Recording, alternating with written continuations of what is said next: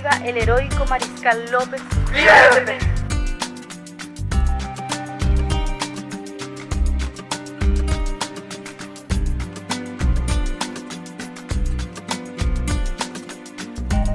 Yo he vivido perfectamente en dos, no hay tres lugares. Los que estamos a favor del Paraguay y de la vida, los que están en contra.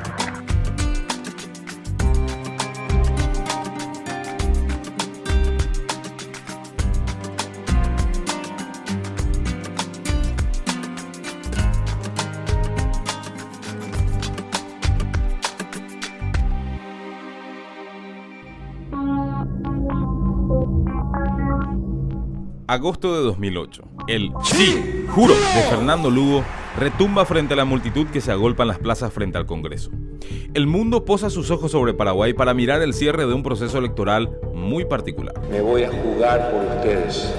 Un exobispo salido del departamento más pobre del país, San Pedro, que se aleja de la Iglesia Católica y a pesar de las dudas sobre la legalidad y legitimidad de su postulación, se convierte en presidente. Este pueblo paraguayo es la razón de ser. Corona en este encuentro Leonardo Boff, ex sacerdote y teólogo brasileño, acompañado de Ernesto Cardenal, sacerdote y teólogo nicaragüense, referentes centrales de esta línea de pensamiento en América Latina. Todas estas armas que aquí se están viendo en esta misa son para Cristo, que es pobre, para darle ropa al que no tiene, para darle educación al que no tiene, para darle comida al que no tiene, para darle todo, pues. Paraguay se convierte así en el primer país en donde un simpatizante de la teología de la liberación alcanza el poder. Que por encima de todas las cosas está el orgullo de ser paraguayos. Lo que lo posicionaba como un lugar ideal para poner en marcha las ideas que por tanto tiempo fueron teoría. Paraguay tiene que sentirse orgulloso, es decir, de nuestros cuadros hemos ofrecido lo mejor que teníamos. Casi en paralelo, el 1 de marzo del 2008, en el tiempo en el que se consolidaba la victoria electoral de Fernando Lugo, en los mismos montes del norte del país se fundaba oficialmente el Ejército del Pueblo Paraguayo, liderados por combatientes quienes fueron los que originalmente conformaron el brazo armado del movimiento Patria Libre. Con esta decisión, estos seguidores de la teología de la liberación, a pesar de compartir la misma escuela y los mismos principios que Lugo, toman un camino diferente, expectantes de las medidas que podría tomar desde el poder formal un viejo conocido. Sin embargo, una vez que el exobispo asumió el poder, no establece contacto con el grupo armado. El secuestro del ganadero y ex intendente de Tacuatí, Luis Lindström, días antes de la asunción al poder, planteó un nuevo escenario. El empresario Luis Lindström fue víctima de una emboscada en el departamento de San Pedro al norte de Asunción cuando conducía una camioneta. Un punto de negociación en donde los tantos cambiaban, en el que se enviaba un mensaje a quienes tendrían a cargo la administración del país. Su gestión podría ser radicalmente diferente si se establece un contacto con los combatientes, hacer que el gobierno sea tranquilo o desestabilizarlo si no se llega a un acuerdo. Bueno, en este momento tenemos un secuestro en curso, así que la prioridad para nosotros es la liberación del señor Lindström. Finalmente, Lindström es liberado el 12 de septiembre por el EPP y sin intervención alguna del Estado. Una tensa calma acompañó esos primeros meses de la administración Lugo. Los secuestros habían parado. Varios exintegrantes de Patria Libre, ya en ese entonces desaparecido como partido político, y de partidos de izquierda fueron integrados a la función pública. Quizás como parte de una negociación, quizás como precio de la paz. Dicen que al mal hay que erradicarla en sus inicios, porque cuando crece amenaza con destruirlo todo. En el 2008, por diferentes caminos, ambos grupos cambiaron su estatus. El EPP dejó de ser el brazo armado de un partido político para convertirse en un grupo terrorista, y Lugo dejó de hacer política para ser presidente de la República. En ese momento era una organización incipiente, con sus líderes principales tras las rejas. Pero los años de Lugo al mando del país no fueron de disminución del conflicto en el norte.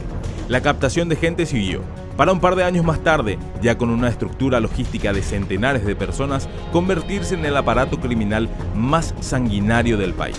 El mismo que hasta hoy mantiene cautivas a 4 personas y se ha cobrado la vida de más de 50 compatriotas, sin discriminar a policías, civiles o militares. La insurgencia revolucionaria es la manifestación legítima de rebeldía de todo pueblo pobre que se levanta contra su opresor. Ya sea por ineptitud o por simple cobardía, las medidas radicales que se esperaba Lugo tome contra el EPP nunca se tomaron. Se multiplicaron las invasiones de tierra, donde con frecuencia se señalaba a afines al grupo como los instigadores e incluso entrenadores de campesinos. La infiltración dentro de las propias fuerzas del orden pasaron a ser parte de una etapa donde la policía recibía órdenes mixtas, en algunos casos ya sin saber a quién defender. El caso más emblemático ocurrió en mayo del 2010, cuando efectivos de las fuerzas militares, en medio de una declaración de estado de excepción vigente, rodean una vivienda en donde se celebraba una fiesta de 15 años en la zona de Juguañandú. Se realizó un operativo en la zona de Juguañandú.